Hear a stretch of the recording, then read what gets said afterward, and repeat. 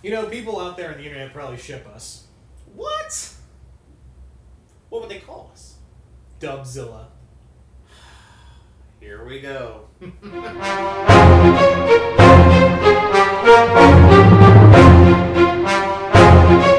What's up, Universe, and welcome back to the web's first must-see comic and nerd culture show. Welcome to Comic Universe. We're tag teaming you here today on this lovely occasion. Ugh. With love in the air.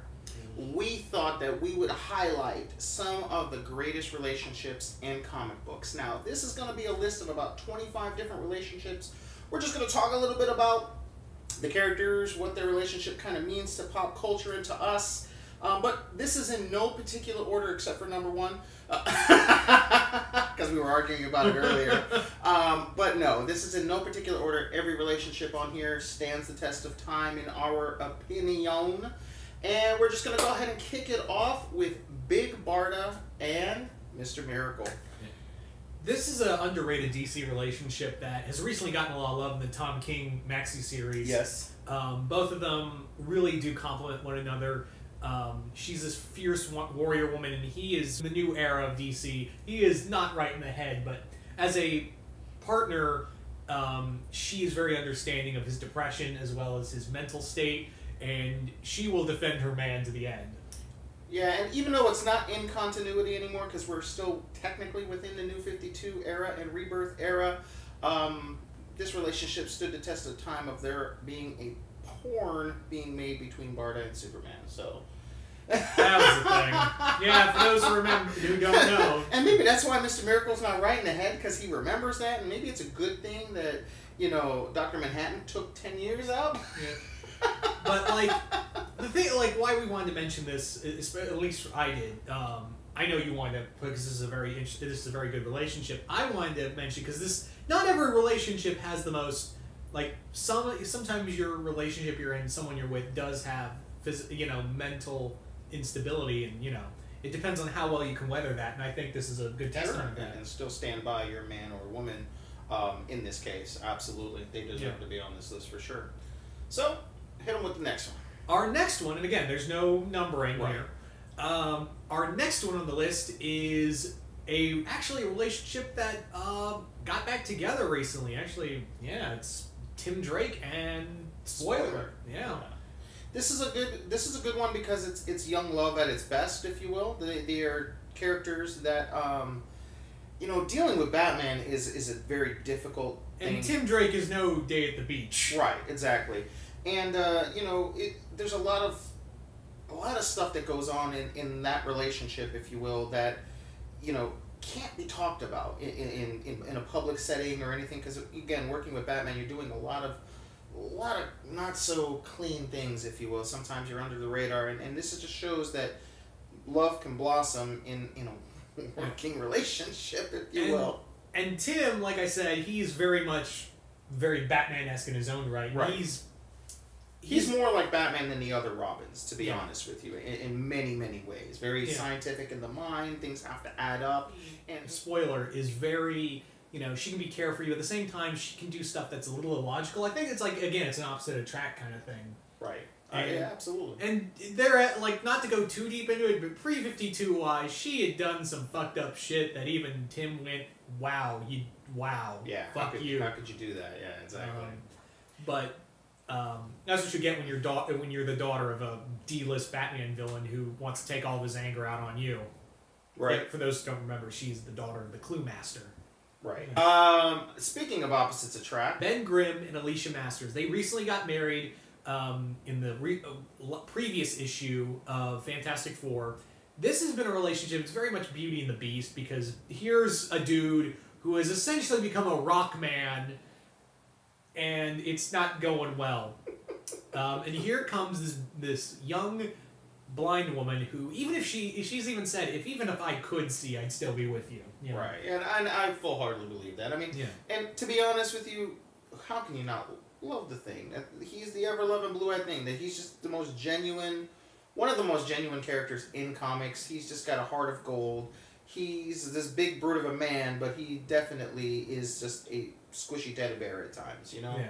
And Alicia brings that out in him. Oh, for I sure. mean, yeah, there was that whole thing of like, oh, Johnny stole Alicia from me, and it turned out she was a Skrull agent the whole time. Comics are weird. Cause comics. Yeah. Yeah, that's how you gotta end things sometimes.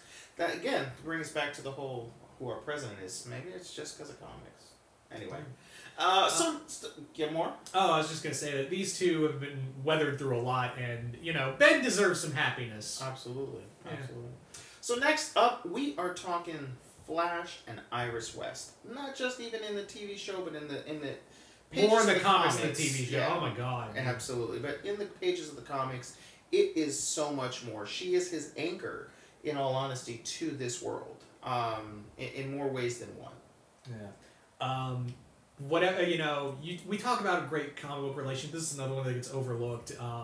This is one that is like long before Clark and Lois ever became a thing, or even Batman and Catwoman became a thing.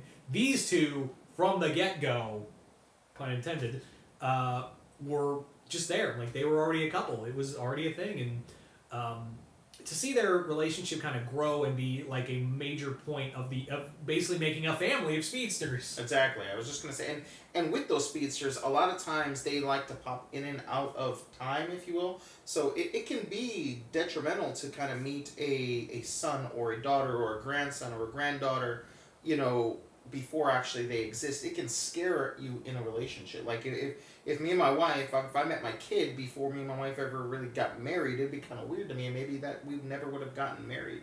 So it just goes to show you that lineage has been able to stand, the normal everyday of getting freaked out in a relationship. Yeah. And even again, like, they're back together again after the whole shit with the New 52, and they're... Shit, exactly. Yeah. After that whole nonsense, they're back together. It just kind of proves of how much they, care for one another. Yeah. Actually. Alright, so this one, we're talking Scarlet Witch and Vision.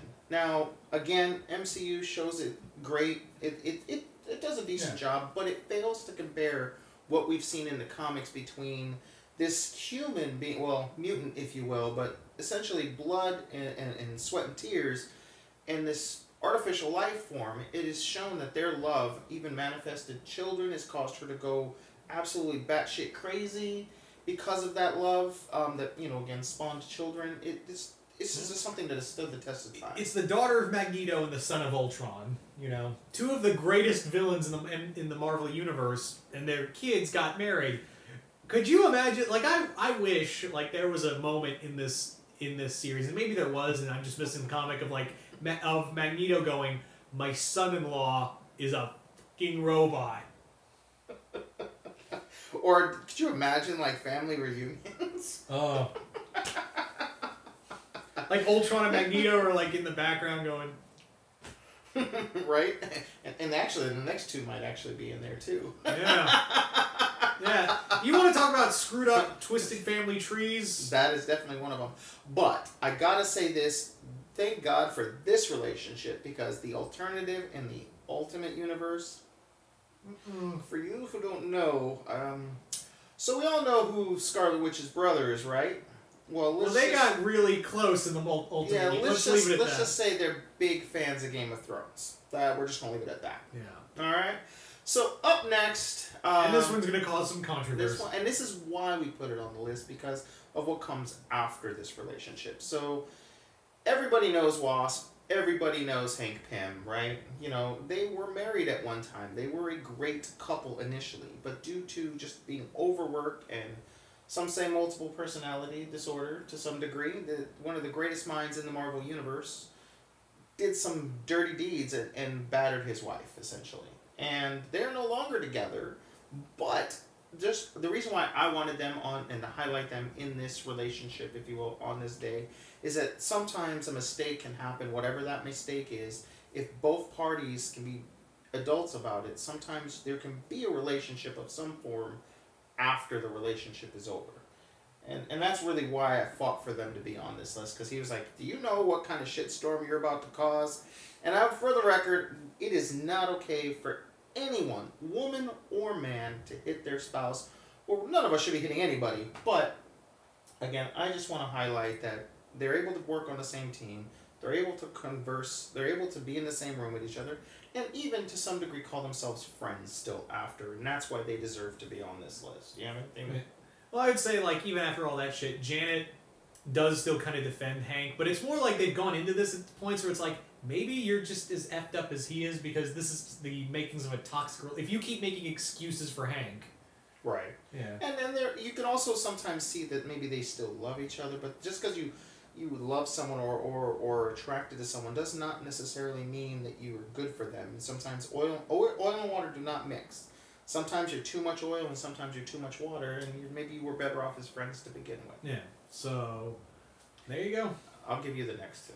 Alright, so the next one is, well, he likes one pairing, and I like the other version. Right. It is Scott Summers with Jean and or Emma. So you go first on why you like Scott and Jean.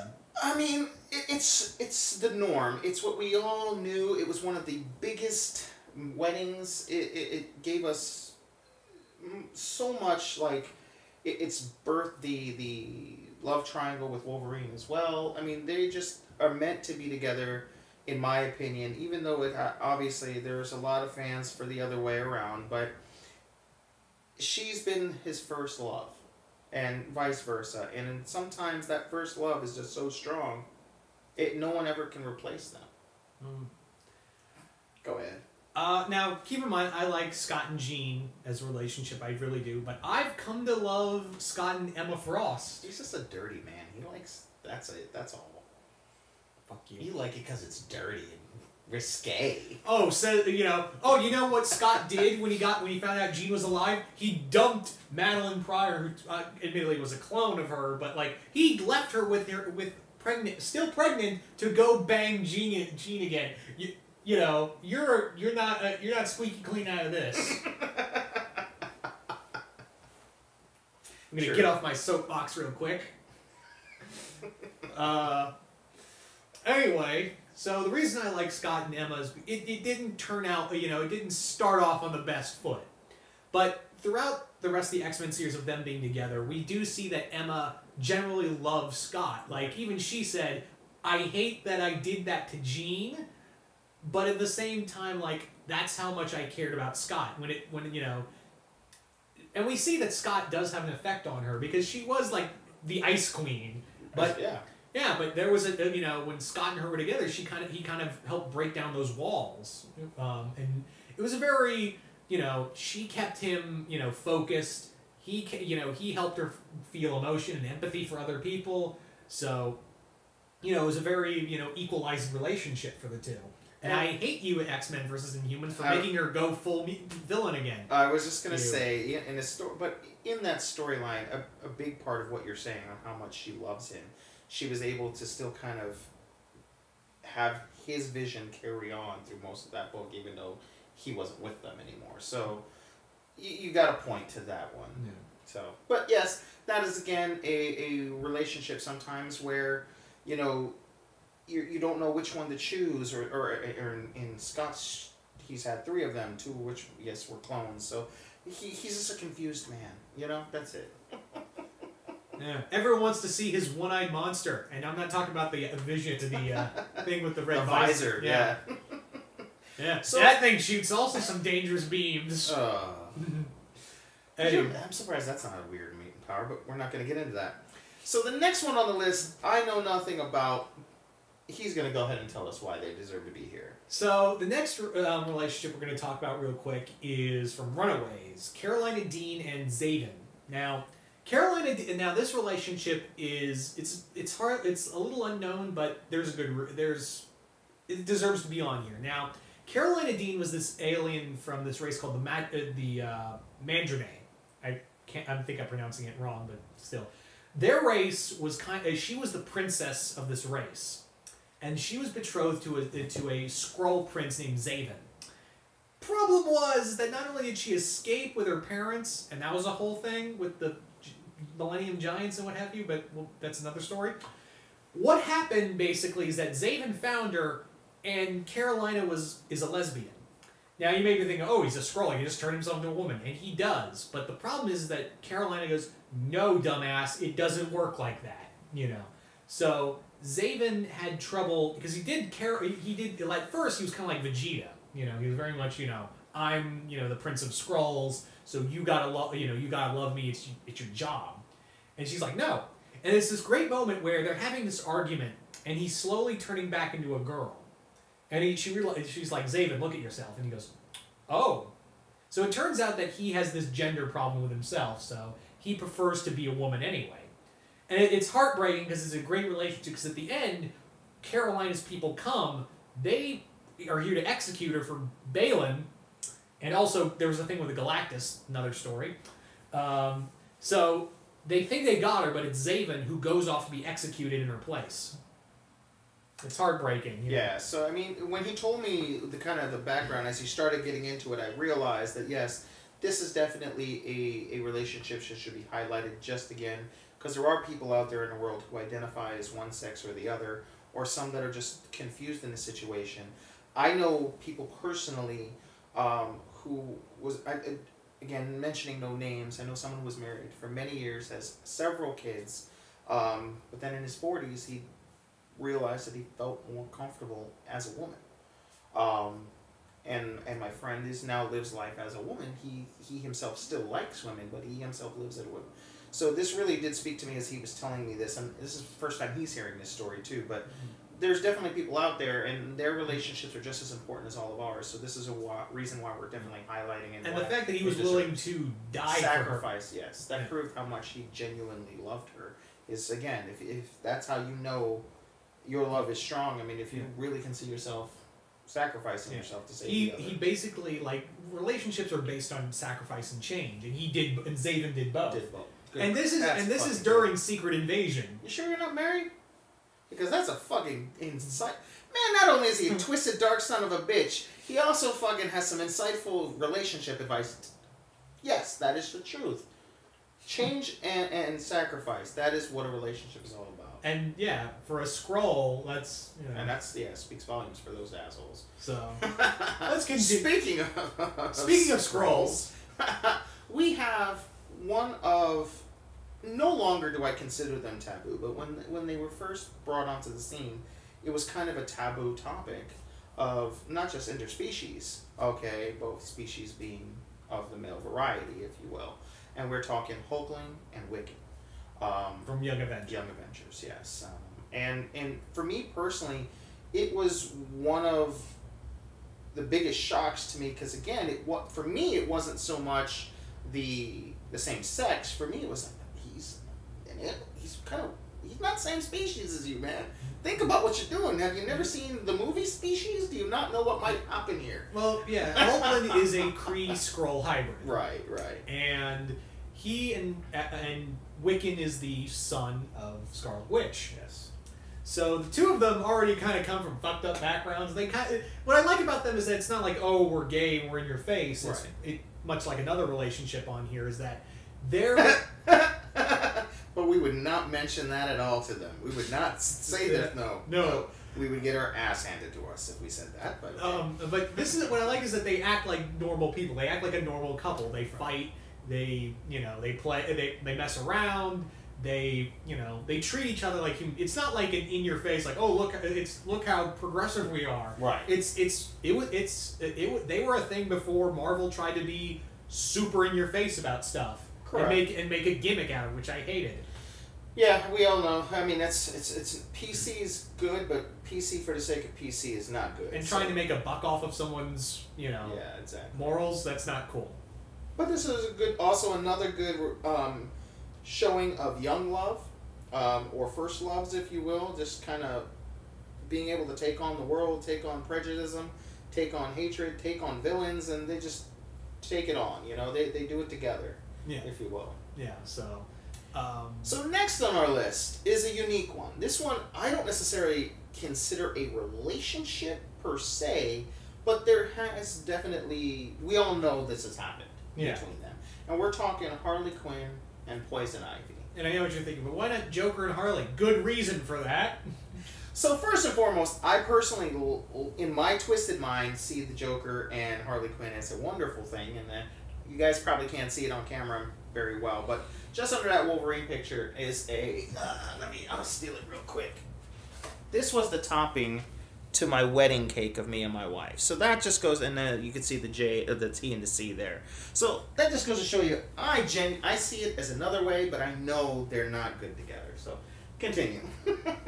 Well, yeah, because Joker and Harley, it's an abusive relationship, and I don't know why you like that's your spirit animal. And it's just because they're crazy. We're crazy, and I will say, at least that's one thing in even though it was completely inaccurate, the way they were portrayed in Suicide Squad was probably my favorite thing about the movie, but that's neither here nor there. Well, we could go on and on about how Joker and Harley is not good for each other. Yeah, and how it's not should be a basis. It's like I want someone to be my Joker. I was like, do you?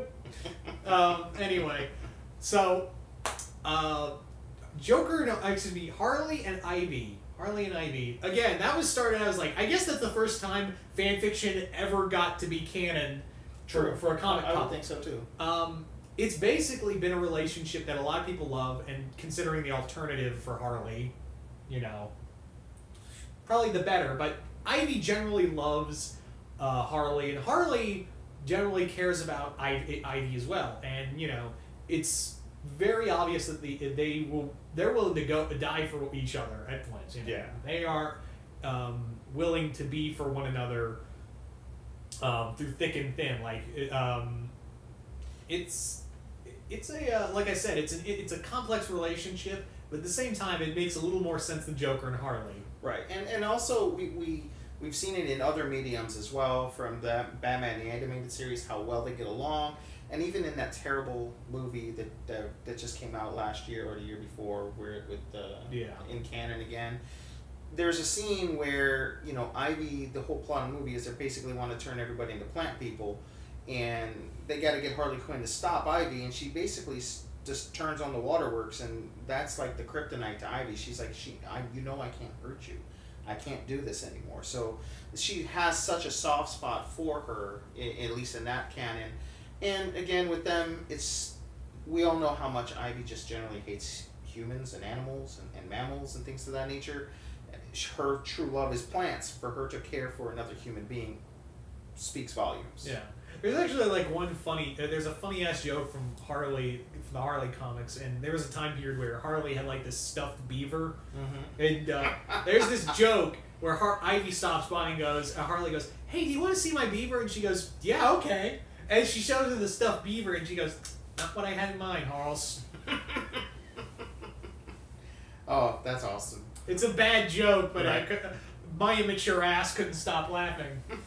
And he's showing us all the sides of him today, isn't he, Universe? Yeah. So next up on our list is I think, without a shadow of a doubt, one of comics' greatest couples, in my opinion at least. And as a humongous fan of the X-Men, we're talking Colossus and Shadowcat.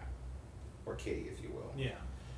This is a couple, again, they've been through it all. I mean, they take on not just villains of the world, they take on hatred and sheer racism on a day-to-day basis, and found love in each other. And for this steel hulking of a man who if you looked at him, he wouldn't be able to be shown or be able to show compassion in any way. But au contraire, the man and they go together. They really do. Even though, like, when they first dated, he was 19 and she was 14. Yeah, well, they're still teens at least. Yeah, for like 1 year, and then then Colossus is bringing her chocolate and flowers, and in steps, "Hi, I'm Chris Hansen." Right, yeah. Exactly. So yeah, I mean, this is it did start off a little taboo, but again, I think it has done it. It's also ran its course, obviously, but I think now we're starting to see possibly inklings of them getting back together, if they haven't already. Did you not read the? No. Well, they didn't get married. I knew that. I know they didn't. Someone else on this list did. In that it's kind of funny because there's this moment where Kitty and Colossus are like, "Let's not get married," and then the other character on this list went, "Fuck that, you and me." Right now, yeah, and that I know who you're talking about, and they are my favorite couple. So, yeah. But yeah, and I think a lot of people really care about it. Like, if people put together the top 10, I think a lot of people would put this couple in there personally. Yeah.